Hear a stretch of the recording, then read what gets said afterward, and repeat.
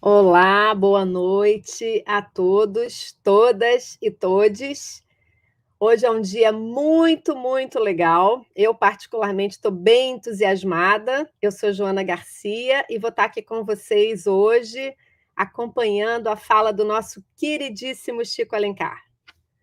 E você, Marina? Assim como o pessoal no chat, né? Bastante gente demonstrando estar ansiosa. Também estou e tenho certeza que esse encontro vai ser incrível. Laila, e você? Também tô muito animada, tô doida pra ver como é que vai ser e tô doida pra ver se a galera vai gostar. Boa noite. Alana, hoje você está com aparência assim mais diáfana, parece que você está assim numa outra dimensão. Tudo bem, Alana? Olá, tudo bem? Boa noite. Aqui no Antiverso, mas também muito animada para o debate de hoje, muito animada para, junto com essa juventude, debater a política.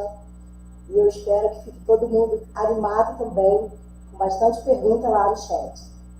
Bom encontro para nós. Verinha, e você, Verinha? Você é fã do Chico? Oi, gente, boa noite. Olha, como eu já passei um pouco de 29 anos, eu tive que ficar aqui nos bastidores. Mas assim, estou super animada e espero que todo mundo que está participando hoje dessa aula também esteja, porque a gente vai ter uma noite maravilhosa com o Chico por aqui. Boa noite aí para todo mundo. Pedro, e você? Boa noite, pessoal. Eu estou entusiasmado, né? O Chico é um professor de primeira linha e um parlamentar nota 10. Então, hoje a aula vai ser bastante participativa. Muito bem, então agora é hora de tirar essa turma toda daqui da cena. A gente vai ficar a turma nos bastidores, eu também vou para os bastidores. Eu quero só mais uma vez saudar todo mundo. Lembrar que eu fiz uma pergunta flash, nem brinquem que vocês não receberam essa pergunta flash, hein? Essa pergunta foi uma pergunta importante. Na sua opinião, a juventude deve ser considerada uma pauta da política? Por quê? E aí vocês vão escrever isso agora para a gente ler e interagir ao longo da fala do nosso queridíssimo convidado especial, Chico Alencar. Chico, querido, vou também para os bastidores e é contigo. Eu, lá dos bastidores, vou ficar manejando os seus slides, você vai me dizendo a hora de colocar e a hora de passar, ok? Tá ok, Joana, querida. Muito obrigado pelo convite. Boa noite a todo mundo, esses amigos queridos já que fizeram referência ao nosso encontro de hoje. Eu me estou ainda aqui na Câmara Municipal, sou de cabelo grisalho, moreno, não branco, mas também não sou negro, é uma indefinição da etnia brasileira muito bacana. Todos nós, ou praticamente todos nós, temos uma raiz africana que nos constitui. Indígena também, sou filho de piauiense com paulista, estou com uma camisa azul, verde clarinha, né? Eu ponho uma gravata aqui para ir para a sessão da Câmara e ela já quebra o galho, mas não é camisa social, não. A gente não tem que se enforcar com a indumentária. Na vida pública é mais importante ter caráter do que estar vestido a caráter. Mas uma jornada longa hoje, onde a minha condição essencial no mundo do trabalho, que é de professor, pôde ser vivificada. O parlamento até caiu por falta de quórum na sessão, eu era um dos presentes, mas no mais do dia de hoje, desde 9 da manhã, foi trabalho educacional, recebendo alunos de um colégio de ensino médio aqui na Câmara, cedinho, depois o simpósio da Fundação São Martinho, que lida com crianças em situação de rua, depois uma turma da Faculdade de Direito de Nova Iguaçu, veio numa visita aqui à Câmara, eu fiz uma palestra, uma conversa com ele sobre o poder legislativo e a Câmara Municipal, que é a representação mais antiga na história do Brasil, lá no tempo da colônia, chamada de Câmara dos Homens Bons. E eram esses mesmo, só homens, donos de gado e gente, brancos, poderosos. Eram os que podiam votar e ser votados e representar a população, excluindo a maioria dela, que era escravizada. E assim foi o dia. Agora eu termino esse dia com essa grande alegria de estar aqui com vocês para falar sobre juventude como pauta da política. Então, Joana, vamos começar. Já pode passar o primeiro slide aí, por favor? Exatamente. Olha, primeiro, juventude, né? Eu diria que era melhor falar de juventudes. Eu estou com o segmento deles naquelas grandes manifestações em defesa da educação de 2019, quando o processo de destruição da nossa educação começou a ser acelerado, né?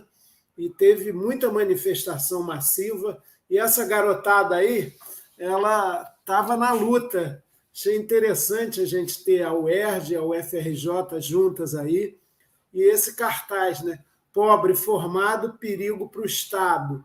Estado aí entendido como Estado opressor, Estado que se sobrepõe à cidadania. Na história do Brasil, eu sou professor de história, nós tivemos muito mais estadania do que cidadania. Cidadania como um impulso vital que vem da sociedade, das suas diferentes classes e grupos sociais, para tentar promover a boa política. Esse é um outro ponto que nós vamos chegar já já. Mas eu queria primeiro problematizar um pouco esse conceito mais genérico de juventude.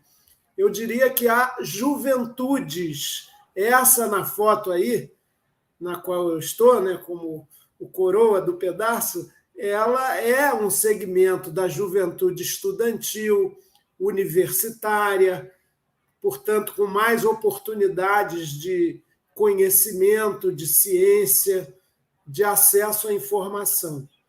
Agora, o conceito de juventude ele nasce um pouco como com o capitalismo, porque se vocês olharem para o passado mais remoto, as pessoas nasciam e crianças eram, na verdade, uma preparação para a idade adulta.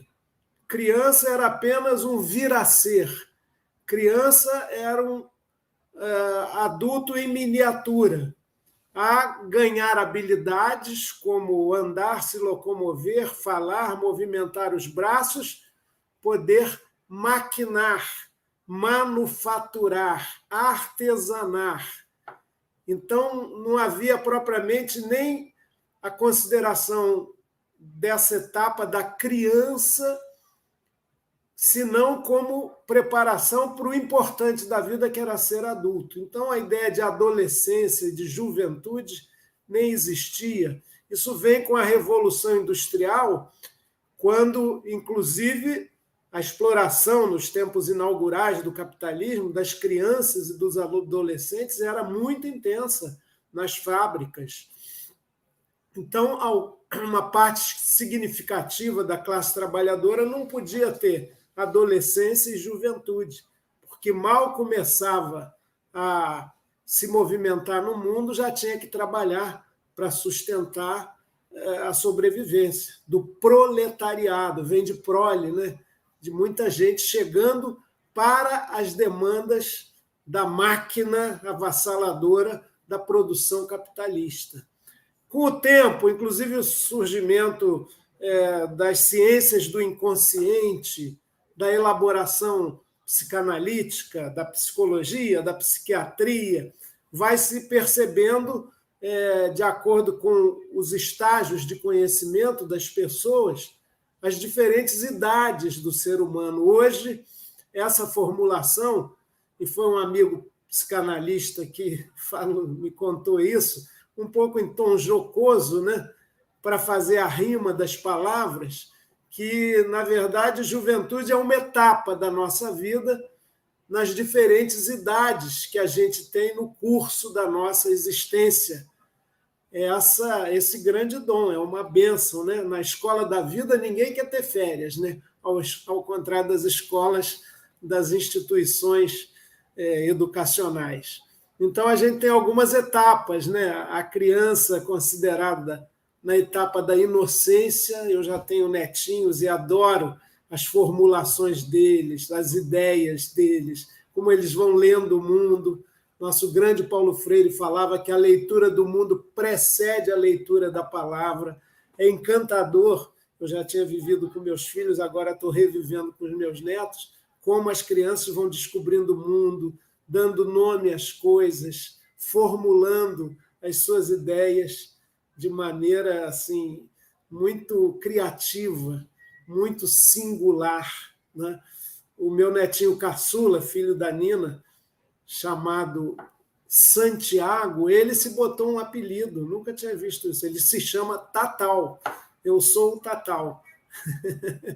E outro dia a mãe ensinou para ele uma música de ninar que o Chico Buarque fez em plena ditadura, chamada Acalanto. E essa música diz assim: dorminha pequena, não vale a pena despertar.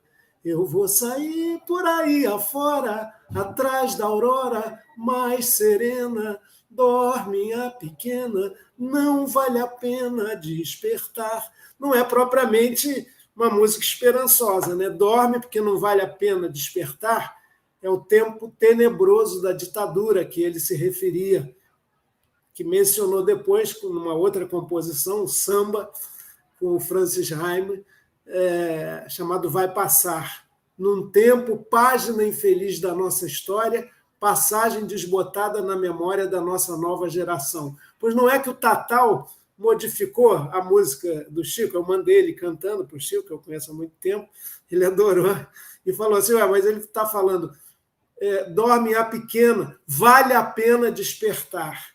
Olha que bonito, mudou totalmente o sentido da frase, como ele vive num contexto totalmente diferente. Eu sou cantor, mas estou com uma gripe, não se preocupe, a gente está à distância, não é Covid, e estou meio fanho, tá ruim, eu canto um pouquinho melhor. Já fiz parte de um coro do Milton Nascimento chamado Falta de Coro, do disco Sentinela, podem ver lá na ficha técnica. Mas voltando, a criança, na idade da inocência, ela não tinha a menor ideia do significado das palavras e falou, dorme a pequena, vale a pena despertar. No tempo da ditadura, o poeta dizia, não vale a pena despertar, enquanto isso eu vou sair por aí atrás da aurora mais serena. Pois bem, a gente vai crescendo e nesse conceito também novo da Revolução Industrial, do mundo dominante burguês, vem a chamada adolescência, né? Isso é muito já. Não, fulano está assim porque é adolescente, está insuportável, está isso, está aquilo. Aí esse meu amigo psicanalista chamou de idade da insolência. Depois, a gente jovem começa a contestar tudo. Eu me lembro que a minha irmã... Eu vou entremeando com passagem da vida pessoal, acho que fica rico, fica mais autêntico. A minha irmã, que não tinha religião naquele tempo, casou com um lutador marxista, ex-diretor da União Nacional dos Estudantes, pois não é que eu admirava muito eles, movimento estudantil, lá nos idos de 68, não é que ela resolve casar na igreja com pompa e circunstância, e todo mundo alinhado, bem vestido, aí eu só na idade da irreverência, jovenzinho, fui lá quase que de camiseta, uma camisa Hering, uma calça jeans desbotada, sandália, que eu gosto de usar até hoje, só para contestar, né? Uma bobaginha. E eu era o único ali destoando, ela ficou morrendo de vergonha. Eu falei, vocês não são revolucionários? Por que estão aí com esses aparatos burgueses aí, um casamento numa religiosidade que vocês não têm e tal? Enfim, quis atrapalhar a festa lá, porque é próprio dessa juventude irreverente aí. A gente vai crescendo e depois dos 30, se é que dá para classificar etariamente, passa a encontrar a idade da referência. A gente vai procurando modelos, pessoas, situações, heróis, de alguma maneira, que servem como referência para a nossa vida. Isso é bom ter. Eu tenho vários grandes heróis, de Jesus Cristo a Marx, de Che Guevara a São Francisco de Assis, de Gandhi a Paulo Freire, por aí vai, são grandes pessoas, Anaídes Beiriz, Olga Benário, tantas mulheres de luta, minha amiga hoje, Fernanda Montenegro, tem tanta gente bonita nesse mundo, nesse Brasil, que servem como referência para a vida inteira, não é só para quando a gente chega à idade adulta. Depois, já madurões, maduronas, 40, 50, 60, eu entendo que pode ser, concordando com esse meu amigo, a idade da ciência, né? Ou seja, você adquire uma sabedoria, não se afobe não que nada é para já, não se aflija. E, por fim, é o ciclo da vida, a gente começa a falhar. O corpo começa a reclamar de cansaço, a respiração começa a ficar mais difícil, a vista começa a falhar, a audição também, os cabelos vão embranquecendo ou caindo, e a gente começa a perder a memória, e é o ciclo da vida, a idade da degenerescência. Ninguém daqui chegou a ela, mas faz parte, né? É inevitável. Então, na verdade, aí encerro esse ponto, a juventude é um estágio de vida que muda muito de acordo com a sociedade em que você vive, a classe social que você ocupa, a época histórica em que você existe, em que nos é dado viver. Então, eu repito e volto ao começo, há juventudes. E aí vamos passar para o segundo ponto, que é um primeiro conceito do nosso tema, juventude como pauta da política. Aí eu quero pegar o outro conceito da política. E aí vou de novo, mania de velho historiador, lá longe para chegar no aqui e agora. O Aristóteles, aliás, o Mário Quintana, poeta gaúcho, dizia que não há nada que a gente pense que está descobrindo agora que os gregos antigos já não tenham pensado, cogitado, formulado. Pois Aristóteles, que tem uma das suas principais obras, chama Política, ele traz uma definição muito bacana que as pessoas precisam compreender hoje ainda, passados tantos séculos. Isso foi antes de Cristo. O homem é, por natureza, um animal político. O Aristóteles, que andou tendo suas briguinhas com seu mestre Platão, até porque não ocupou o cargo na cátedra que ele imaginava quando Platão morreu, já naquele tempo tinha essa disputa que é muito comum no ambiente acadêmico, né?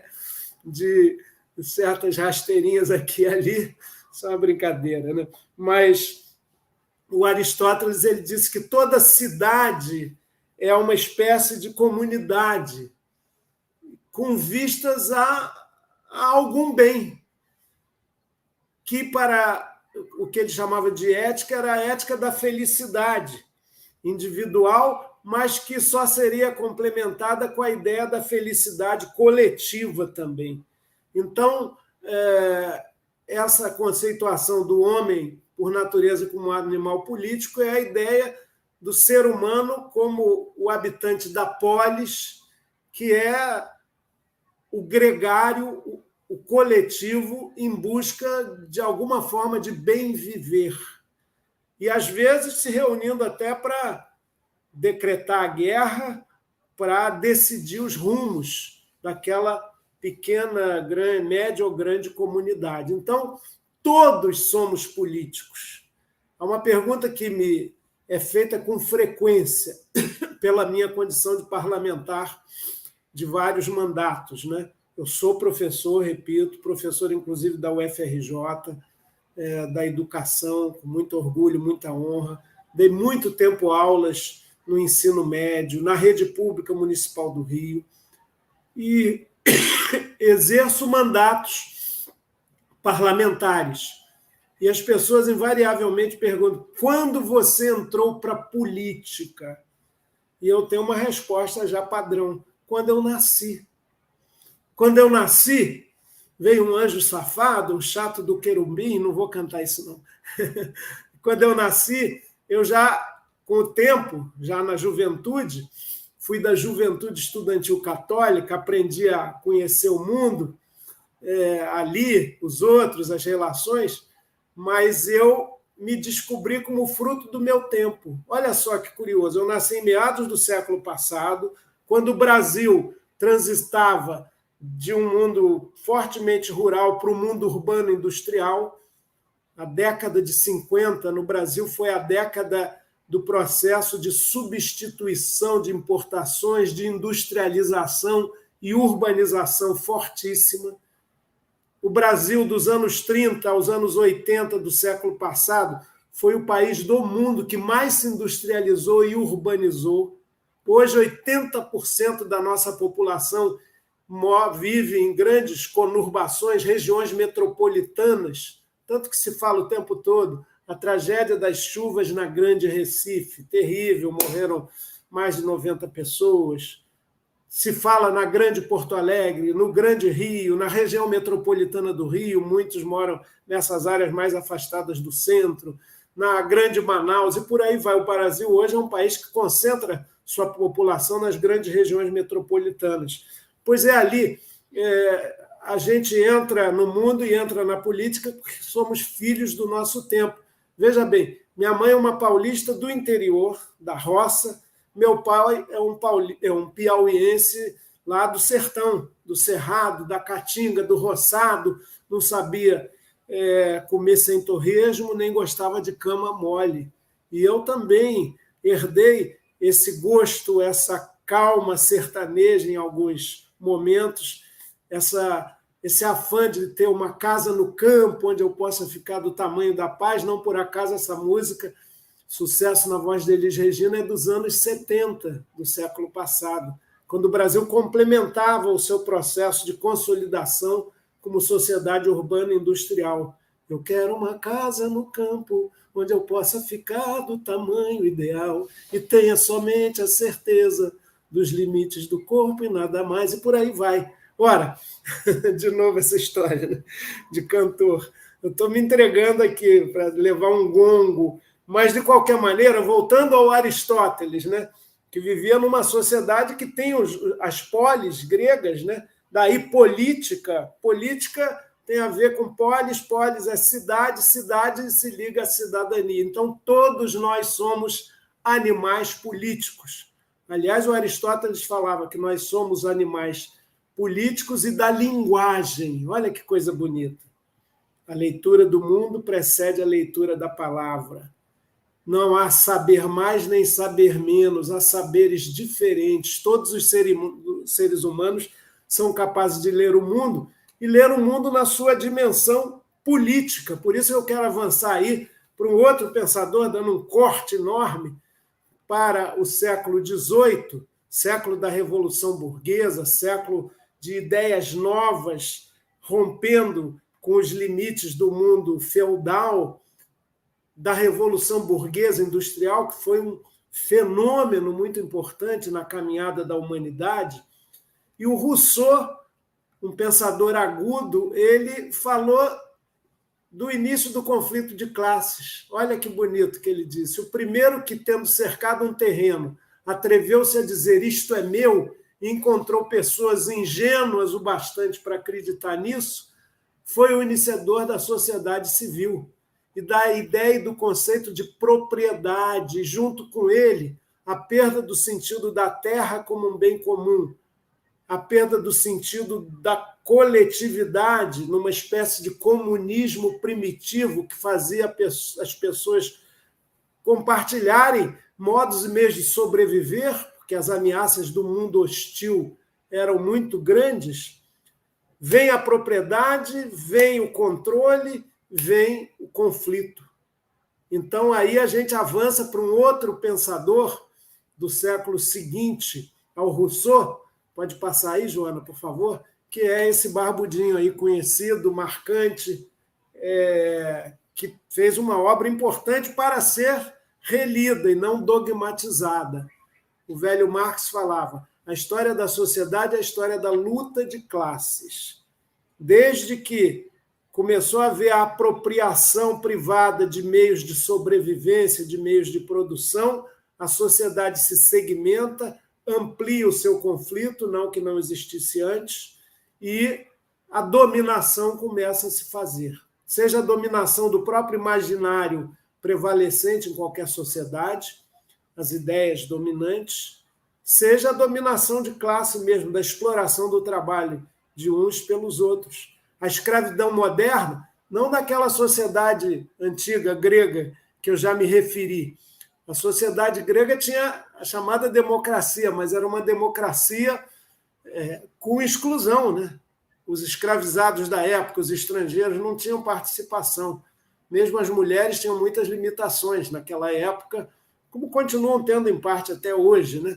Mas, de qualquer maneira, a partir do século XIX, as formulações de Marx, com muitos continuadores depois, elas nos ajudam com uma análise, como instrumental para compreender a sociedade, a dinâmica de classes. E a obra mais conhecida não, que a mais conhecida é o velho Manifesto Comunista, que, aliás, o Marx escreveu com seu amigo Engels, ambos muito jovens.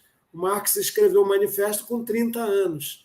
30 anos hoje é mais jovem do que 30 anos no século XIX, mas ainda assim era jovial. O contrato social, que eu mencionei aqui, aliás, não mencionei, mas eu falei do seu autor, Jean-Jacques Rousseau. O Rousseau escreveu o contrato social, olha ele aí, com a sua carinha jovem, com a indumentária da época, mas aí o contrato social, que é a sua obra mais importante, ele escreveu com 61 anos, por aí. Já o Marx, não. Ele ousa o Manifesto Comunista com 30 anos. E é uma obra também muito importante, que já teve milhares de traduções, foi um dos livros mais editados do mundo, junto com Dom Quixote de la Mancha, do Miguel de Cervantes, e com a Bíblia. Olha só, interessante, né? E é uma obra muito importante para a gente entender modos e meios de analisar uma sociedade de classes e seus conflitos, suas divergências, seus caminhos revolucionários, reformistas, de avanços e recuos, dialéticos de avançar. Tudo isso é política. Tudo isso faz parte da polis, da leitura da realidade, da ação dos homens, não mais de Deus, sobre a própria dinâmica dessas sociedades. Por isso, veja só, eu trouxe a ideia de juventude, relativizando juventudes, a nossa juventude do tempo presente, o vestibular para o ingresso no mundo adulto, que é, em outras palavras, o mundo produtivo, o mundo do trabalho, o mundo da inserção e da autonomia pelo salário que se recebe, quem não é classe dominante proprietária de meios de produção, que recebe, aufere lucros e vai ali no topo das empresas, tendo uma vida, inclusive, em padrão de consumo muito superior à média da população, que dirá dos pobres e que dirá num país tão desigual socialmente como o nosso. Muito bem, vamos avançar. O Capital, na verdade, é uma análise da instância econômica da sociedade inglesa no século XIX. É uma obra com muitos tomos, alentada, grande, e talvez haja uma palavrinha central do velho Marx na sua obra Capital, que é O Capital, chamada mercadoria. A partir desse conceito de mercadoria, o Marx consegue, de maneira fantástica, beirando a genialidade, elaborar toda uma teoria fortemente econômica sobre a produção na sociedade capitalista, sobre a mais-valia, como o esforço do trabalho dá valor à mercadoria e o trabalho explorado ele permite a acumulação numa ponta pelos proprietários dos meios de produção e a superexploração do trabalho, invertendo a categorização. O trabalho, que é o verdadeiro produtor de riqueza, sem trabalho não se fabrica nem o dinheiro, as moedas, o papel moeda. O trabalho é a fonte de toda a riqueza, mas a sociedade capitalista acaba dando prevalência e hegemonia ao capital, ou seja, aquele denominador comum que é o dinheiro, é um meio de troca, mas quem controla a massa do dinheiro e os meios de produção é aquele que compra mais-valia e dali tira o seu lucro. Então, essas formulações, a partir da palavrinha simples, mercadoria, são muito definidoras do que é uma sociedade de mercado, do que é uma sociedade capitalista. Houve experiências no século passado de uma alternativa a essa sociedade. O Marx nunca elaborou, tanto quanto seu pensamento econômico, seu pensamento político. Precisou Lênin vir e dar uma continuidade àquelas elaborações do Marx sobre o Estado e a sociedade, o Estado e a revolução, sobre a posição de esquerda, sobre a própria revolução, da qual ele não foi só um teórico, o Vladimir Lenin, ele foi também um protagonista da Revolução Russa, morreu novo, com 58 anos, e ficou sempre essa incógnita, né? Seria o Stalin o sucessor do Lenin? Será que a história da Revolução Russa seria diferente? Mas, de qualquer maneira, o século XX é o século dos experimentos socialistas, que são mais novos do que a hegemonia capitalista que continua a existir no mundo. Mas há alternativas de organização da sociedade. E, portanto, tudo isso se insere na política. E aí vamos avançar para o ponto 3, Joana. Como a juventude ela entra na pauta da política. E aí eu vou também, velho professor que sou, trabalhar disso. Pauta. Pauta, na verdade, é a agenda política. Pauta é o que é principal, o que é predominante no fazer político em qualquer sociedade. Essa linguagem é um pouco parlamentar demais. Isso está pautado ou não está? O que está na pauta, não está na pauta? Na verdade, é como as políticas públicas são implementadas. Quem define a agenda política? Nós temos aí essa cena, eu já trabalhei 16 anos seguidos aí nesse plenário, né? E ali tem de tudo, né? Não só na diferença de sotaques, mas de interesses e tal. Só que no Brasil, isso é uma reflexão que a gente tem que fazer sempre, as maiorias sociais não são maioria na representação política. Isso pressupõe uma análise de estrutura e de conjuntura. Na verdade, a conjuntura é a estrutura em movimento, é o retrato momentâneo de uma estrutura. E qual é a estrutura fundamental num país como o Brasil? Que, sim, como eu já disse, se urbanizou, se industrializou, tem uma economia ainda fortemente primária exportadora, as commodities estão aí para provar isso, e é uma sociedade profundamente desigual.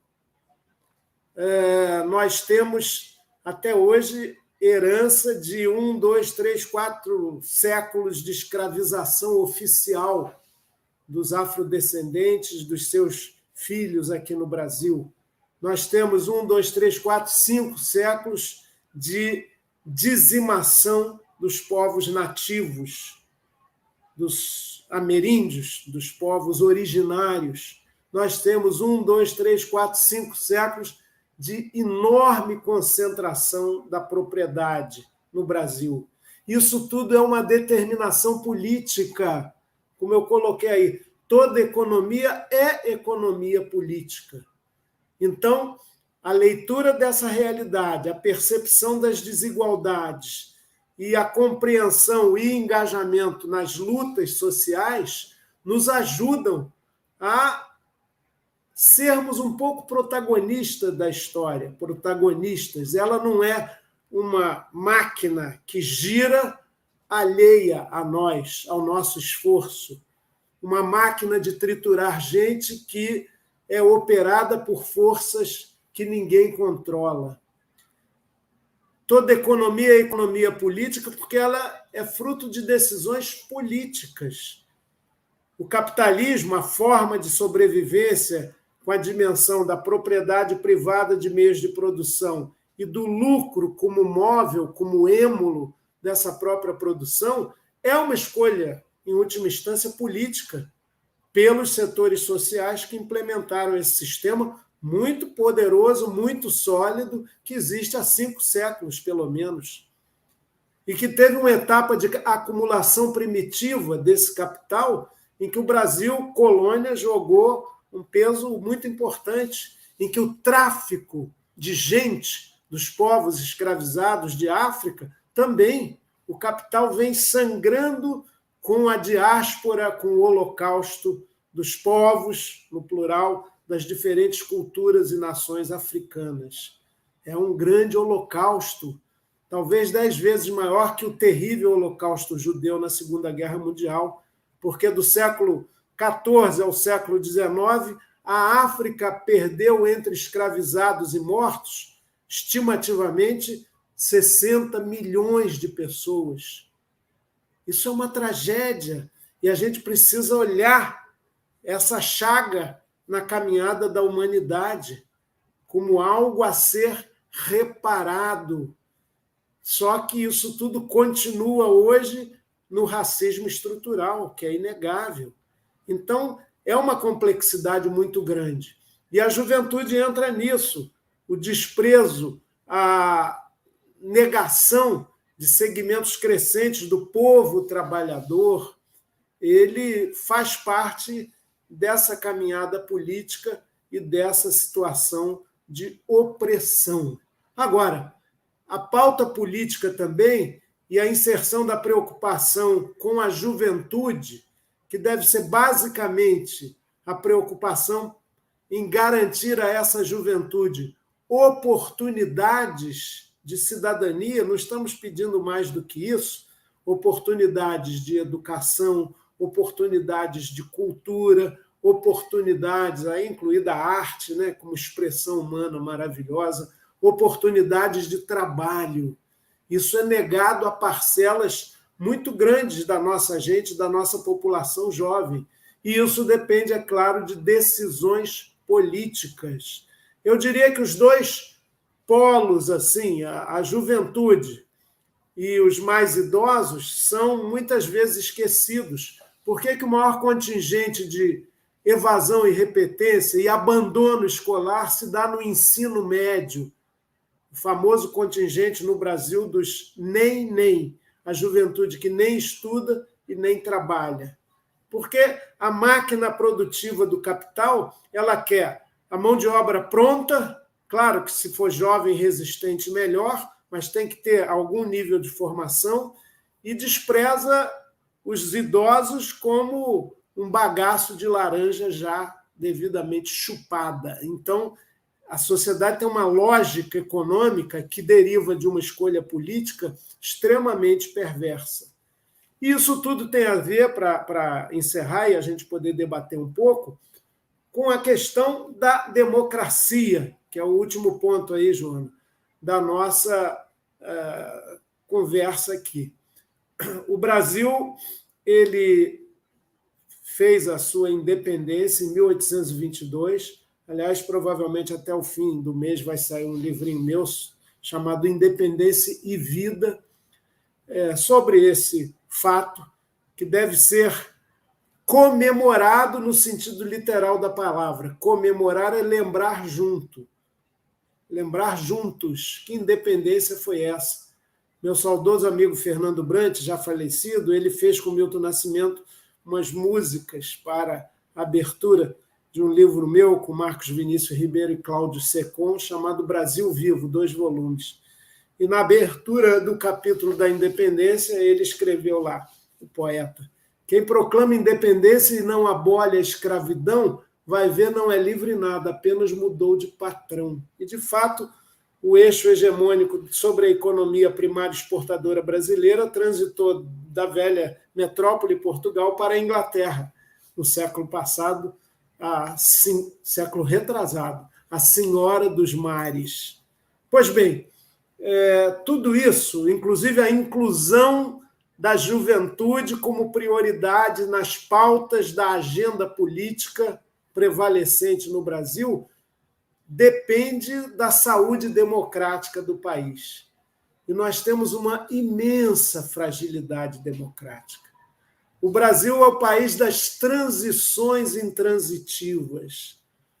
O nosso descobrimento, para falar da história oficial, de 1500, foi, na verdade, um cobrimento dos povos originários, um encobrimento de quem construiu esse país. Caetano, o Veloso, tem uma música linda chamada Milagres do Povo, onde ele fala, começa aquela, né? Quem é ateu e viu milagres como eu.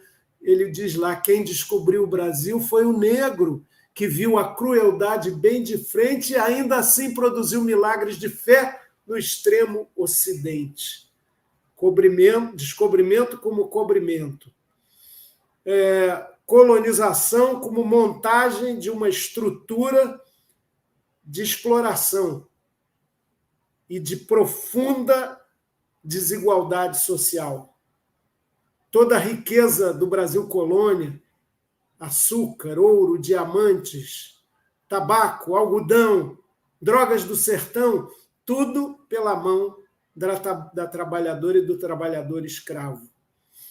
Depois, a nossa independência. A independência foi uma nova dependência. Já mencionei aqui. Outra transição intransitiva, a da República. República é governo do povo. Foi uma república sem povo. Aristides Lobo participou dos acontecimentos do 15 de novembro de 1889, foi um dos primeiros ministros daquela república. Foi Franco. O povo assistiu bestializado à proclamação da República. Outra transição intransitiva. Então, a República não foi do povo, faltou povo. O povo, onde fica naquela República? É a República dos oligarcas, dos coronéis, dos bacharéis, do café com leite, dos velhos donos de gado e gente, dos homens bons da colônia, das câmaras municipais. 1930, Revolução de 30, Revolução Manontropo, porque um dos líderes dela, presidente da província de Minas, província era o nome dos estados à época, entregou a realidade. Antônio Carlos de Andrade, façamos a revolução antes que o povo a faça. O Estado Novo, com velhos elementos do autoritarismo e do nazifascismo em ascensão na Europa, nos anos 30 do século passado.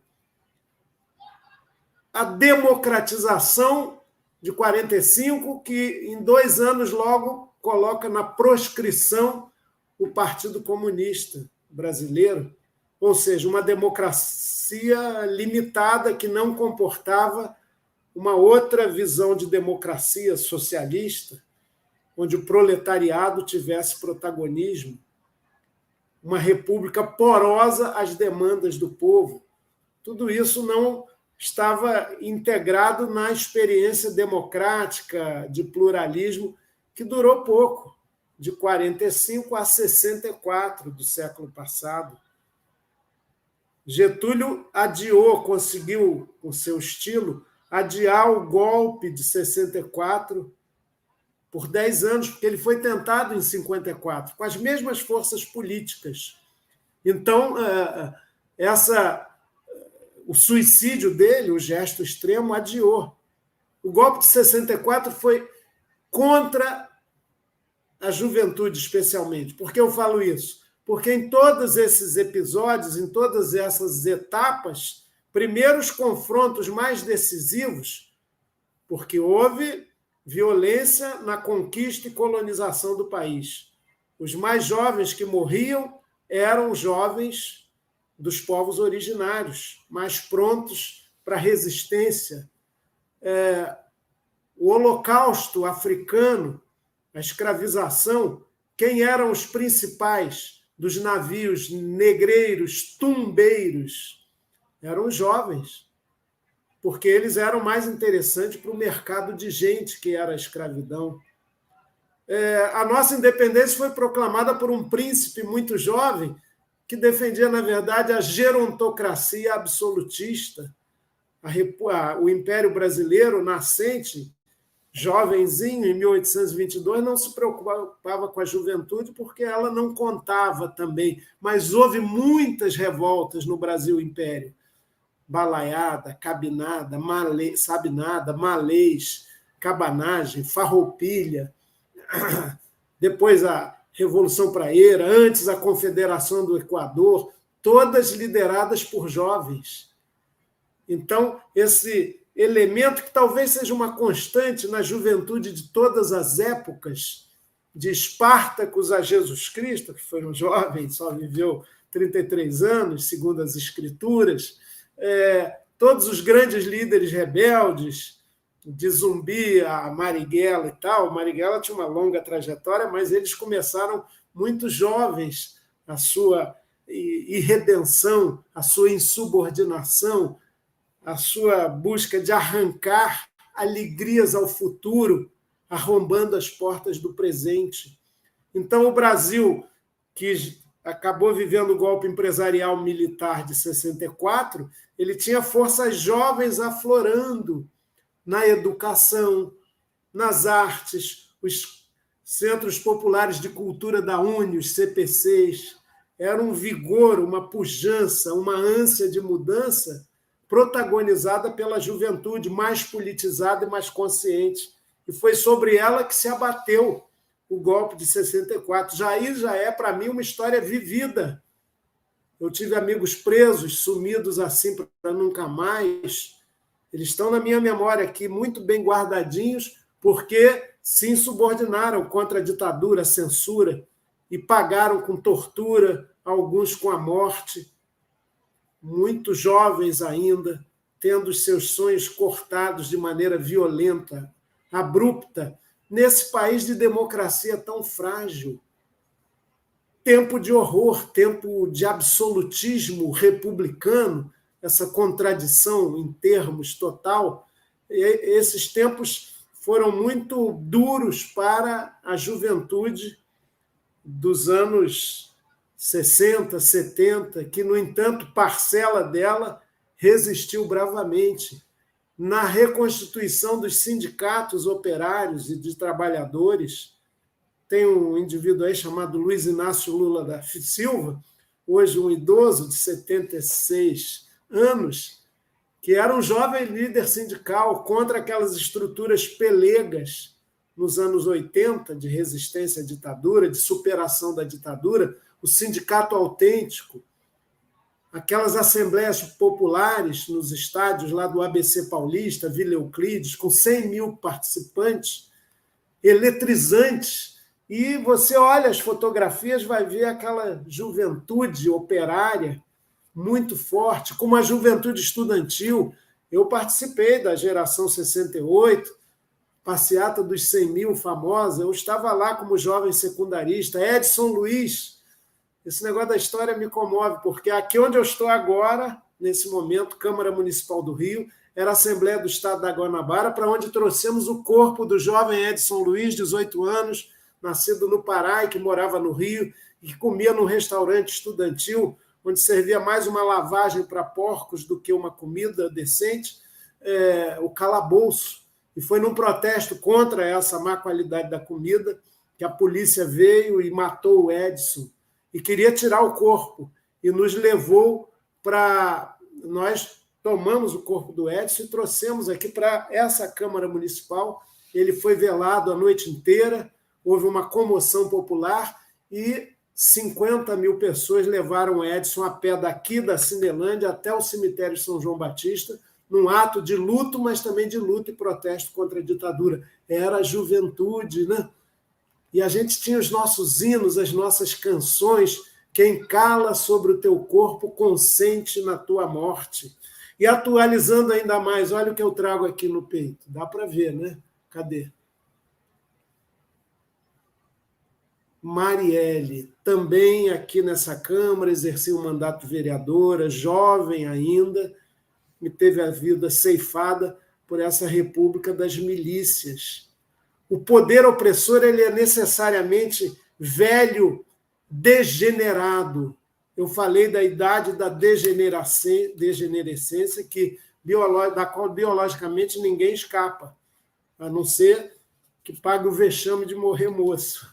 Mas há uma degenerescência das instituições que não reconhecem a jovialidade da vida e do mundo, que não reconhecem que quem melhor encarna essa jovialidade, essa coragem, essa ecologia, essa pujança do mundo é a própria juventude.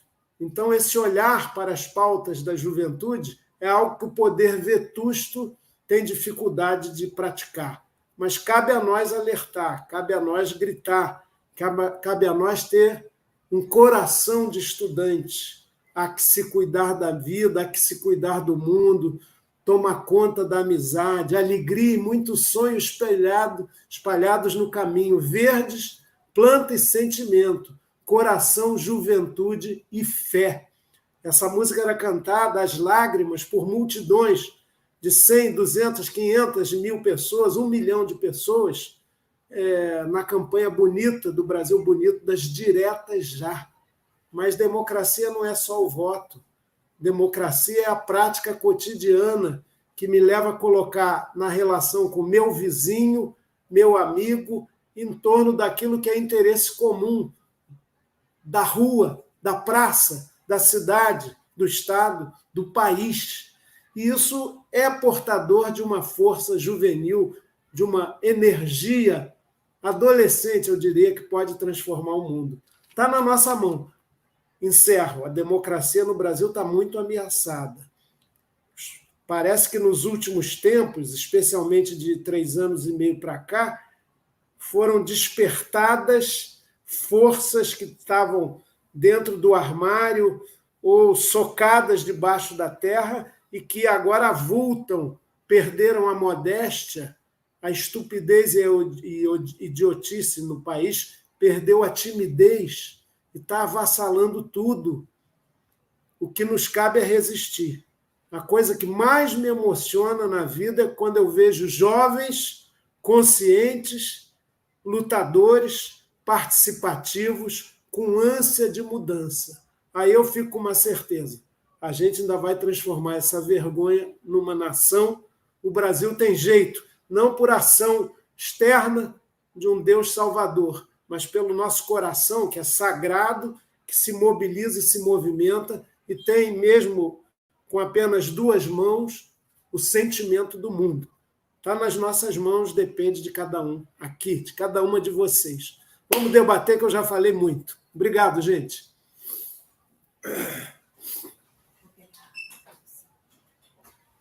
Opa! Som.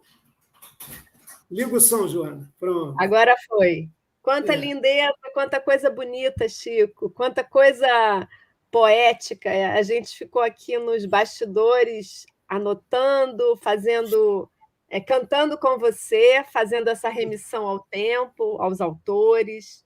Uma alegria. Muito obrigada por cada comentário, por cada passagem. E a gente tem aí um conteúdo para os alunos também refletirem, né? A juventude. Existe um termo que Bourdieu utilizou numa entrevista, dizendo que a juventude é uma palavra, né? Porque é claramente uma atribuição que nós estabelecemos em relação a essa fase da vida. E é muito bom que você tenha trazido essa reflexão da diversidade, né? Do lugar que essa juventude se coloca, como ela se coloca, e os atravessamentos de classe, de raça, o tempo histórico, né? As possibilidades. Você fez recorrência a você também, remissão a você como um jovem em um tempo tão importante, tão caro a nós, revisitado por nós também agora de um modo tão triste com esse desgoverno, fazendo apologia a tudo que a gente achou que estava superado. Foi muito bom, né, Marina? O que você achou do Chico? Você que é da geração dos jovens. Eu conheço o Chico desde quando eu era uma jovem estudante de serviço social e ele era uma liderança do movimento associativo do Rio de Janeiro, da FAMERJ. E desde então eu sou fã de carteirinha do Chico. sou eleitora do Chico, então estou aqui rasgando a seda. Sou, assim, de fato, alguém que tem uma relação de muita admiração pela trajetória humana e política do Chico. Mas o que você achou, Marina? Conta para mim. Quantos anos você tem, Marina? Você dá para perguntar. Hein? 25. Eita, belezinha. Queria primeiramente Chico, eu tenho agradecer, 56 eu tenho 56 em um mês, então faz a conta aí. Eu te conheci em 87, 88, você lá na FAMERJ, e já se vão anos, né? Muita água debaixo da ponte.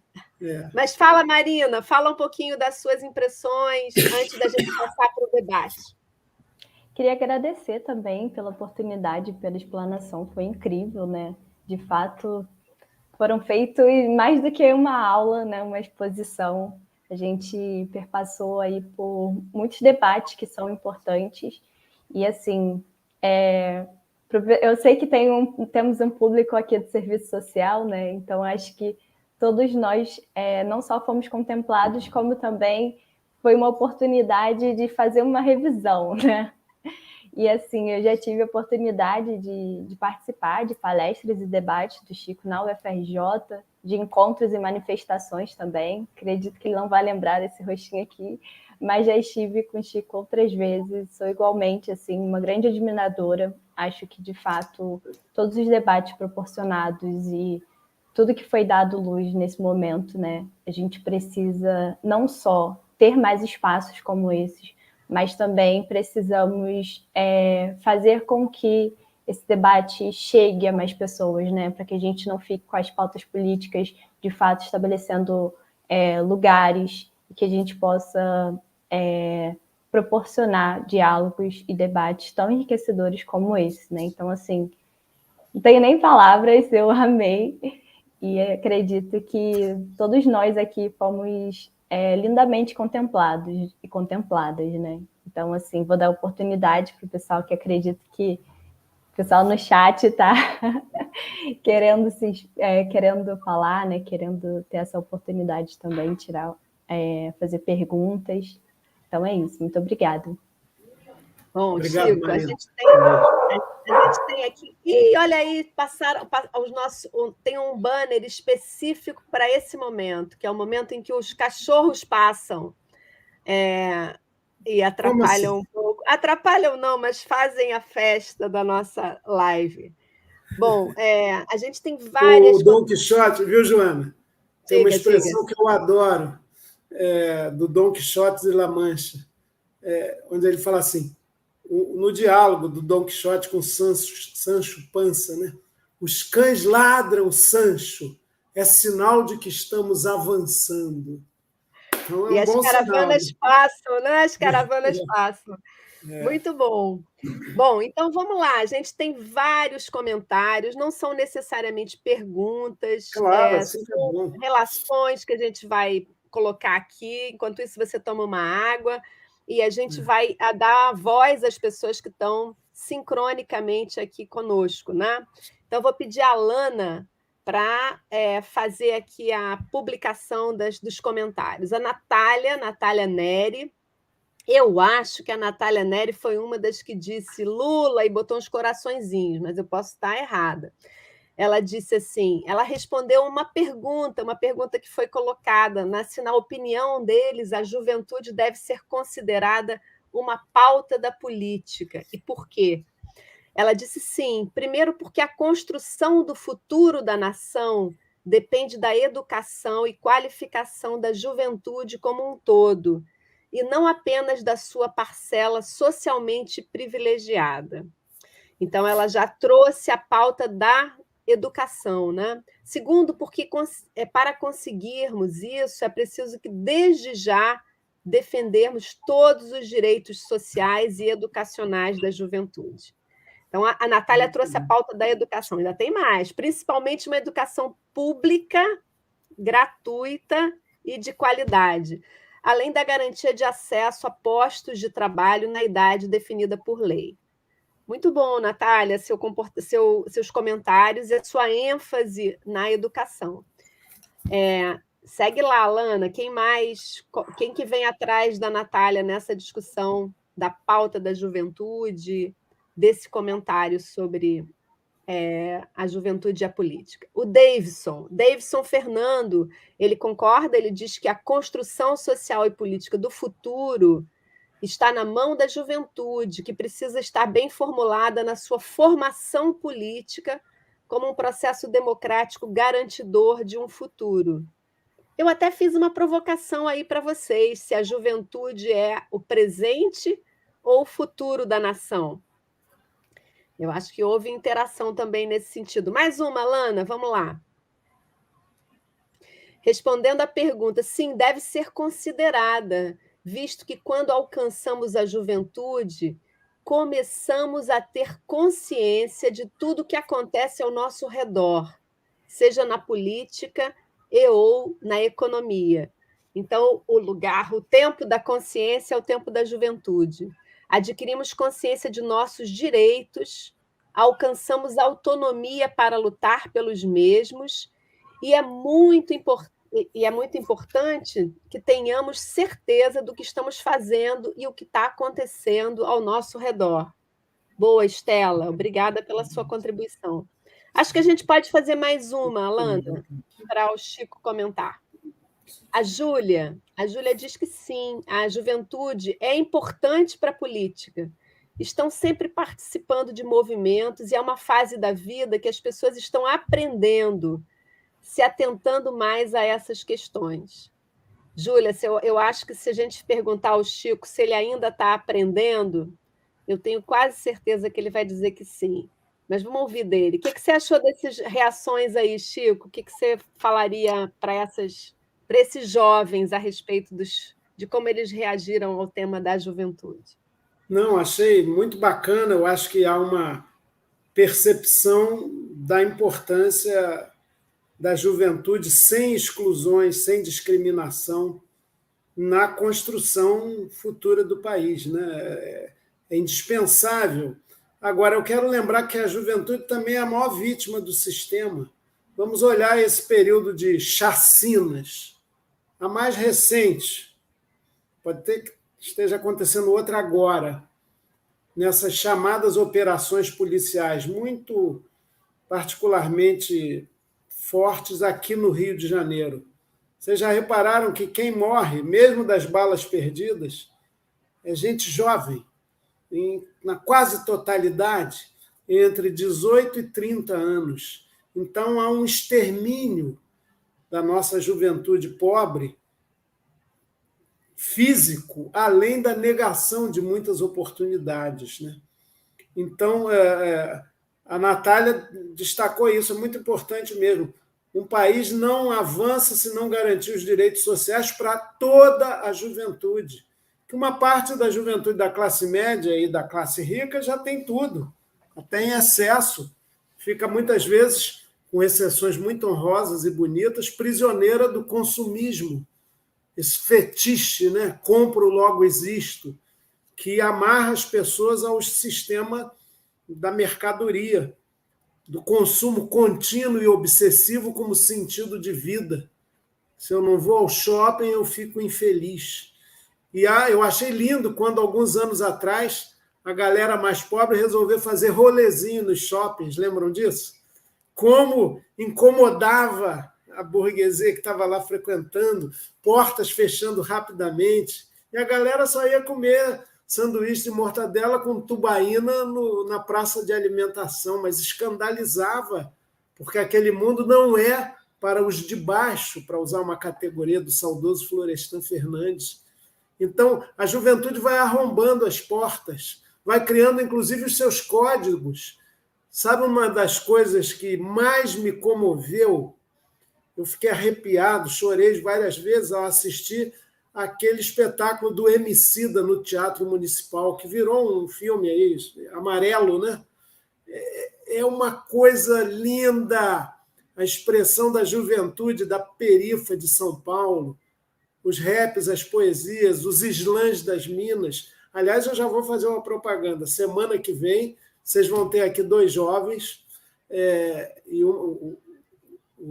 uma delas O Gabriel é um rapaz de origem de classe média, do Jacarepaguá, super politizado, consciente, e uma menina que é a Andréia, que é do Islã das Minas, é atriz, é poeta, e essa turma arromba as portas do sistema e vai ocupando espaços, né? O Davidson, ou foi a Joana que falou, ela provocou também, a juventude é o presente ou o futuro? As duas coisas. A juventude é real, é aqui e agora. A Estela disse, o tempo da consciência. De fato, o mundo vai se abrindo. A gente começa a perceber as realidades. É uma fase muito bonita, dá muita insegurança, dá muito medo, mas também muito maravilhamento, né? Muito encantamento com o mundo. Agora, se vive na violência, na fome, no sofrimento, na destruição familiar, aí é difícil.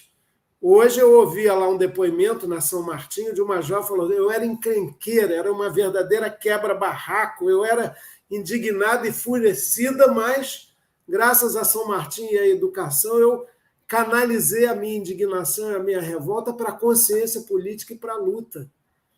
E estou mais feliz agora, embora continue querendo arrombar todas as portas do poder. Só que já não vou mais dando joelhada e quebrando a mão, mas com jeitinho, encontrando os caminhos, né? E isso, a Júlia falou, é uma fase de aprendizado, é mesmo. Só que aprendizado, a Joana já cantou a pedra, é para a vida inteira, né? A gente é sempre um eterno aprendiz. O Samuel Beckett, um dramaturgo inglês, ele diz o seguinte: não há um só dia em que algo não seja acrescido ao nosso saber, desde que suportemos as dores. Então, tem sofrimento inevitável na vida, mas também tem conhecimento e aprendizado. Isso é fundamental. O William, como é que ele chama aquele psicanalista alemão, William Reich, que acabou exilado no nazismo, ele dizia o seguinte: amor, trabalho e conhecimento são as fontes da existência e devem regê-la também. Eu acho que o diferencial da juventude é que ela tem mais pique, mais energia. Por exemplo, se eu fosse jovem, eu sairia daqui e ia tomar um chopp no Amarelinho. Mas não, vou sair daqui, vou para casa, esquentar um leitinho, botar um pijama de flanela e dormir. Boa, Chico. Você já tomou muito chopp no Amarelinho e ainda vai tomar muito chopp. Marina, eu queria que você comentasse rapidamente uma frase aqui que a Lohane trouxe e que dialoga com essa reflexão da educação, né? Não basta só a gente ter acesso, né? O acesso nem sempre é fácil, mas você, por exemplo, como uma estudante universitária, você sabe que muitos companheiros seus têm muita dificuldade de permanecer, né? Não só de acessar, mas de permanecer. Queria que você comentasse um pouquinho para dar um tempo para o Chico por uma segunda rodada rápida. Fazendo uma articulação, né, com o que o Chico falou a respeito dos shoppings, né? Eu estava aqui pensando. Congelei um pouquinho, voltei já? Já voltou. Minha internet tinha caído. Então, fazendo uma articulação com os shoppings, né?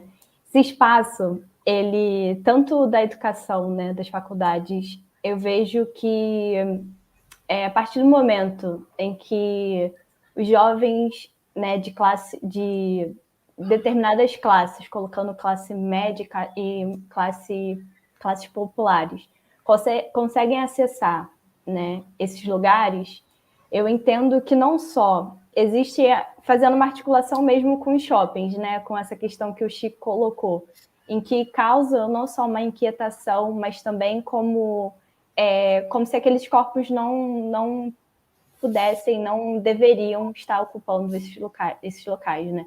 E para além disso, eu acho que quando a gente pensa no acesso, né, a gente tem que pensar na permanência. E não só os discentes, mas existe esse movimento, né, estudantil, onde esse debate já vem sendo feito há muito tempo. E assim, a gente vê uma questão de evasão, muitas das vezes, né? Por não conseguirem permanecer por diversas questões, né? Não só financeiras, mas psicológicas também, né? Porque o que é esse corpo ocupando esse espaço, né? O que são esses jovens conseguindo, para além de estar, mas permanecer e se manter nesses espaços. Então, eu acho que a gente precisa falar ainda muito sobre isso, né? E, inclusive, desmistificar essa lógica que existe, né? Que a partir do momento que periféricos, população preta, pobre, negra, pardos, se tornam pertencentes, né? Isso também eles viram alvos, né? Ao mesmo tempo. Então, eu acho que, de fato, precisamos ampliar o nosso debate para essas pautas também, né? Obrigada, Marina. Muito bem. Vamos, então, para uma segunda rodada final, com alguns comentários para a gente encerrar essa noite tão bacana. Alana, pode postar mais um comentário ou uma pergunta. A Mayra Brasil. A juventude é importante e através e por meio dela que poder promover e propagar a resistência contra a política excludente, elitista.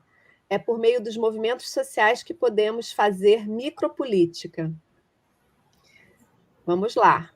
A Júlia de novo. Os dois, né? Os dois, o presente e o futuro. Os jovens do presente farão parte da construção de valores da geração futura. Boa, Júlia. Mais uma, Lana, por favor. Lohane, essa questão da educação, a gente já comentou, né? É complexa tanto no ensino médio quanto na faculdade. Essa está de novo, já foi. Bora, Lana. A Lana se enrolando aí nas carrapetas. Olha lá, Marina. Gabriele Cruz. Enfim, sobre a pergunta. Bom, é fulcral, é difícil falar essa palavra, fulcral, a presença da juventude na política para lutar por direitos, lutar contra o conservadorismo, contra o desmonte da educação. Enfim, acho que tem uma continuidade. É essencial termos jovens revolucionários no nosso tempo para guiar a sociedade ao futuro. Muito interessante falar de revolução. O que será que a gente compreende com esse termo, né? O que a gente vai revolucionar, o que a gente vai abalar, o que a gente vai tirar do lugar que já está cristalizado, né? Tem aqui a juventude é extremamente importante para a política, é resistência, toda vez que saem de suas casas para as escolas, para os seus trabalhos, e será resistência totalmente contra o homeschooling, não cortarão. Seu acesso à sociedade, tampouco seu acesso ao conhecimento político. A juventude irá resistir sempre. Obrigada, Fernanda. Tem aqui um comentário que eu vou postar de uma ex-aluna minha, de uma assistente social que eu admiro muito, a Kessia. A Kessia é moradora de Itaboraí e estudava na Praia Vermelha. Ela pegava 6 ônibus para chegar ao FRJ. 3 para ir, 3 para voltar. E eu sempre perguntava, Kessia, quando você tinha vontade de fazer xixi na ponte, estava tudo engarrafado, como é que você fazia? Enfim, tem uma sabedoria, né? Há pessoas que demoram em torno de 3 horas entre a casa e a escola, e isso não é moleza, né? A Kessia era uma delas, meu respeito, minha admiração, meu carinho por ela. Muito bem, alguma mais, Alana, ou a gente encerra com essas? A Natália, apesar de passar por uma universidade, uma faculdade pública, não conseguia ingressar, pois o curso era integral e eu precisava trabalhar, estudar para sustentar meus filhos. Sendo assim, fui para a faculdade privada. Interessante a história da Natália, então, é uma estudante mãe, né? Isso é uma questão muito forte para as mulheres. Eu tenho algumas alunas que são mulheres mães e estudantes, e essa sobreposição de tarefas, do cuidado, da responsabilidade com as crias, recai muito fortemente sobre as mulheres, e não é fácil conjugar essas tarefas, né? Bacana saber de você, Natália. Muito bem, então vou passar para o Chico agora para as considerações dele a respeito desse bloco, as considerações livres. Eu gostaria também de compartilhar uma imagem bonita que eu recebi aqui dele enquanto ele Deixa para o fala. finalzinho. Tá bem, tá bem. Deixa para o Tá bem. finalzinho. Vamos deixar para o clímax. Ótimo. Diga lá então, Chico. São também as considerações finais, né? Porque nesse contato virtual, 1h30 é o suficiente, depois começa a cansar, dispersar. Eu estou muito animado, eu gostei muito das intervenções, que foram, na verdade, mais complementares do que propriamente indagações. A Mayra, é Mayra mesmo, não é Maíra, não, né? Lindo nome de qualquer maneira. Ela fala que os movimentos sociais são a micropolítica, mas sem essa micropolítica a gente não interfere na macro.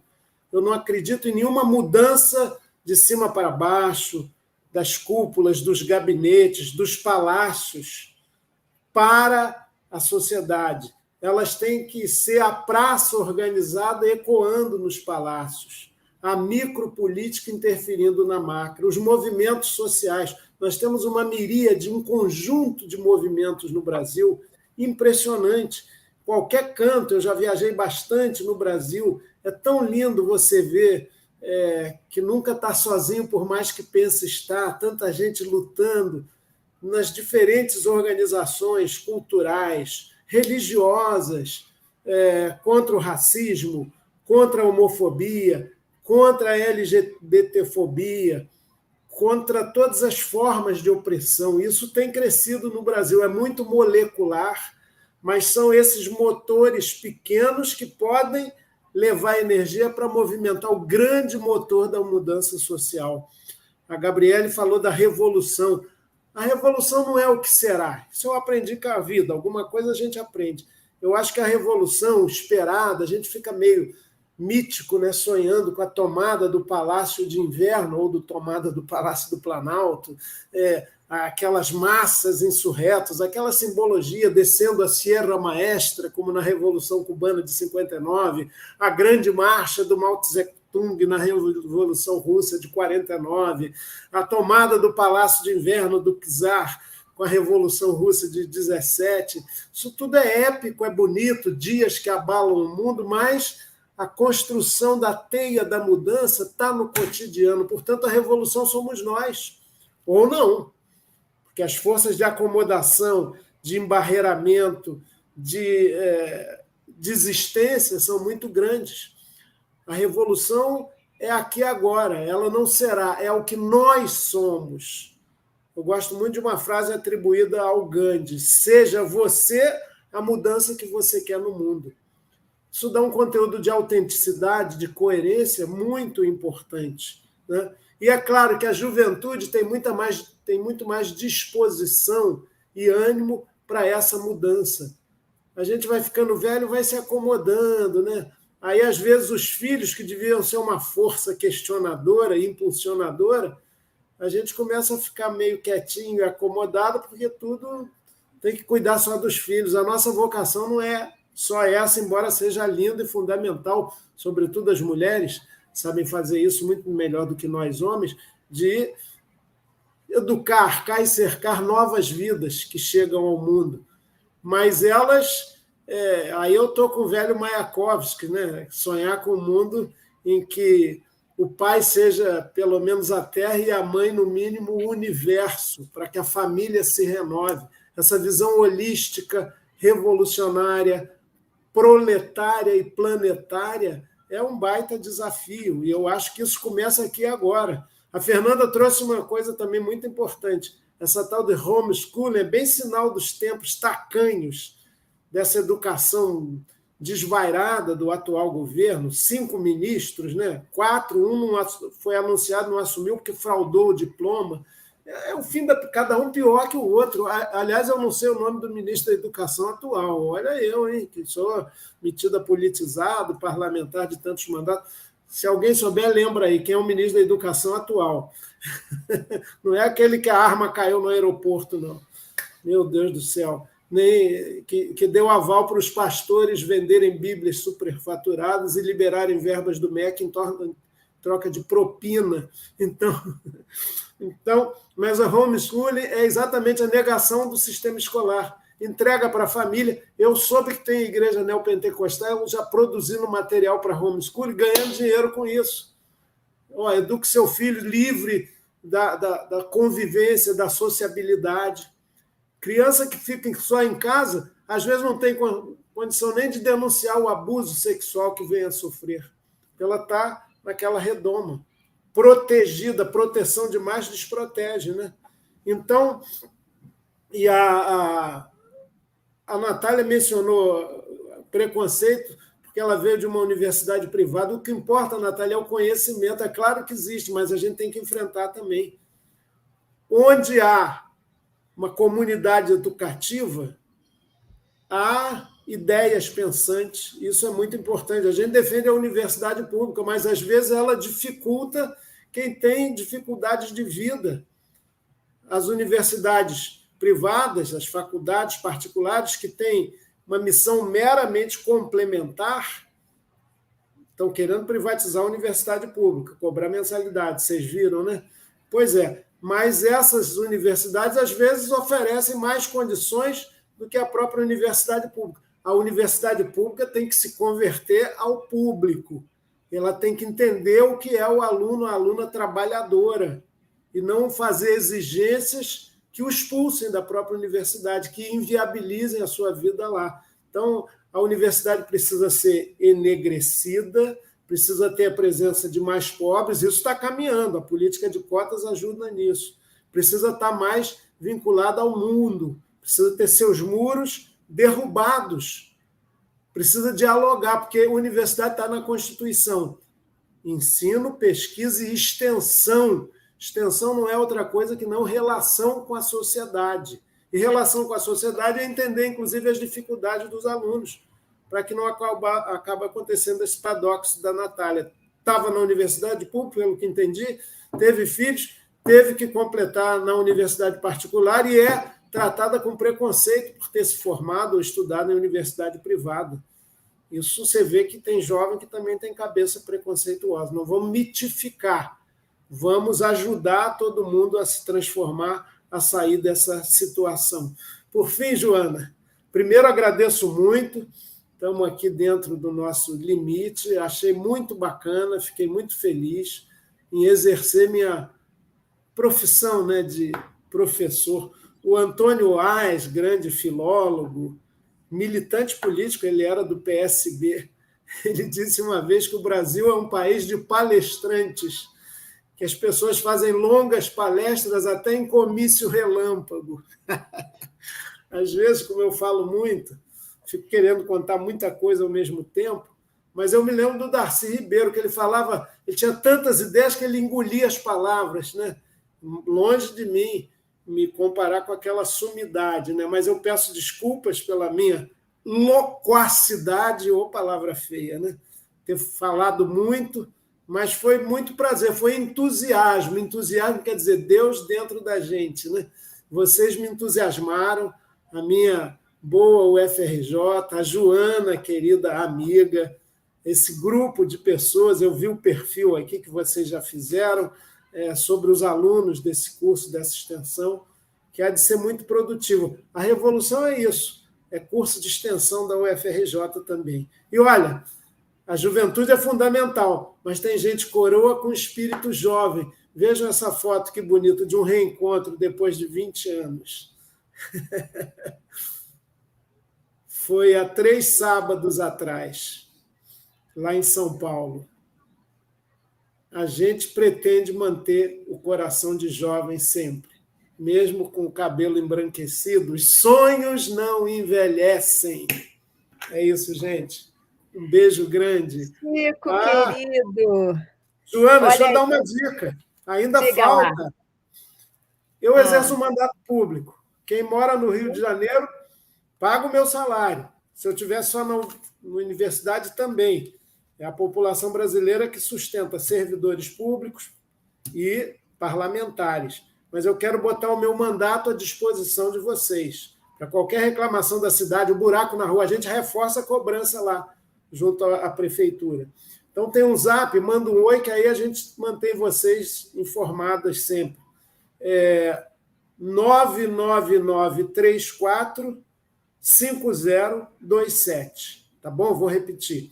99934 5027. É do mandato do vereador Chico Alencar, do PSOL, ao seu dispor, para quem luta, para quem tem sonho de mudança. Tá bom?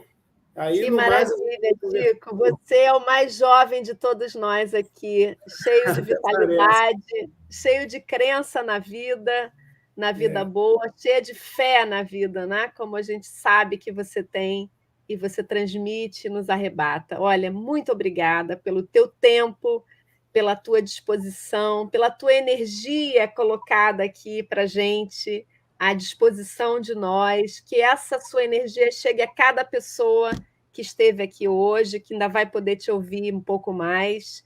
Muito obrigada pelo trabalho lindo que você realiza, pela tua dedicação à coisa pública. E eu estou falando isso como uma pessoa que, de fato, te acompanha e te admira. Muito obrigada. Mas eu vou pedir que outras pessoas também façam aqui uma declaração de amor. A Marina, que está logo acima, já querendo fazer a sua fala, Marina. E vou chamar uma pessoa do SEDECA, não sei se Pedro ou Vera, escolham aí. Acho que a Vera vai querer mais, porque é outra tiete sua também. Você vai ficar entre as mulheres aqui. Marina, então, diga lá o que você gostaria para o Chico, para a gente encerrar essa noite. Estou aqui extasiada, né? Então, assim, agradecer mais uma vez, muita gratidão por esse espaço, por essa troca, por esse diálogo incrível, né? Acredito que estou falando em nome aqui de todos os estudantes. Então, assim, muitíssimo obrigada mais uma vez. Obrigada por também ser tão solícito, né? As demandas acadêmicas também. E, sem dúvida, é sempre um grande prazer estar na sua companhia, poder te escutar, né? Poder te acompanhar como pessoa, como parlamentar, como professor. Então, assim, muitíssimo obrigada. E foi um grande prazer, né? Obrigado, Marina. Idem. Vera, querida, você em nome do SEDECA. Chico, não sei se te falei, eu acho que não falei, mas você está vendo aqui no cantinho, no topo da nossa transmissão, tem uma arte que foi feita pelo Cláudio Secom, que você citou como um parceiro meu parceiro seu. E amigo. Vamos mudar esse país. Genial. Cláudio é maravilhoso. É outro de alma juvenil sempre. Isso. Verinha, então, as suas palavras para o Chico. Vamos lá. Bom, eu estava aqui assistindo, estou na casa do meu pai, ele vai completar 91 anos, e ele estava aqui ouvindo, eu tirei fone para ele ouvir também, e aí ele falou, quando apareceu aquela pergunta, né, se a juventude é o presente ou o futuro, e aquela questão também de aprender sempre, ele falou assim, eu ainda tenho muita coisa para aprender, aliás, eu vou aprender até como morrer. Aí eu achei tão bonito, né? Porque a gente aprende sempre e a gente vai aprender como morrer, todos nós também, né? Então, quis trazer essa palavra também de uma pessoa que teve uma juventude bem difícil e está aqui com os filhos, netos, enfim, todo mundo, né? E queria muito pensar numa música para cantar para você, mas deu branco geral. E olha que eu sou super musical, Joana sabe disso, que eu sou super musical, mas acho que eu estou tímida falando com você, e aí deu branco, não vou conseguir lembrar. Mas eu queria terminar dizendo que eu comecei também a minha vida profissional no Centro de Defesa da São Martinho, então eu atendia muitas crianças e adolescentes em situação de rua, o Centro de Defesa ficava bem ali, debaixo do Arcos da Lapa, sim. A nossa sala ficava de frente para a Rua do Riachuelo, e muitas vezes, quando tinha operação da polícia, por causa do uso de thinner, né, que eles usavam muito thinner, era isso, a droga, né, daquela época, assim, início dos anos 2000, eles gritavam a gente, né, pediam socorro, e a gente tem hoje boas pessoas que a gente convive ainda, que passaram por essa situação. Então, existem várias juventudes e a gente tem acesso a várias juventudes e hoje a gente está representado aqui por uma parcela dessa juventude, mas tem tantas outras que a gente não consegue acessar e eu tenho certeza que você conhece e eu conheço também no trabalho que a gente faz no Centro de Defesa. Enfim, e a nossa esperança é que a gente consiga atingir a todas essas juventudes. Muito obrigada pelo dia de hoje, pela noite de hoje. Chico, querido, então vamos deixar só essa imagem aqui representando a sua lindeza, essa lindeza de dentro e de fora. Muito obrigada. Uma boa noite para todo mundo. Semana que vem a gente está com jovens falando sobre política. Uma boa noite, saúde. Ô, Joana, diga, tem um jeito da gente continuar junto, que é através das redes, que eu prefiro chamar de virtuais, porque às vezes elas são antissociais. Mas as nossas aqui, feitas por jovens, eu estava sendo assessorado por uma jovem aqui, bota a sua carinha aí, que é a Luísa, apoio técnico, eu peço auxílio aos universitários, e a gente produz coisas, até no TikTok, viu? Sigam lá. Quero ver você fazer dancinha, que nem o Mink faz dancinha. Quero ver você fazer dancinha. Mas eu tenho medo de parecer ridículo. A fronteira do ridículo para o engraçado é tênue. Você nunca vai ser ridículo. Um beijo, gente. Boa noite. Tudo de bom para todo mundo. Fé na vida e no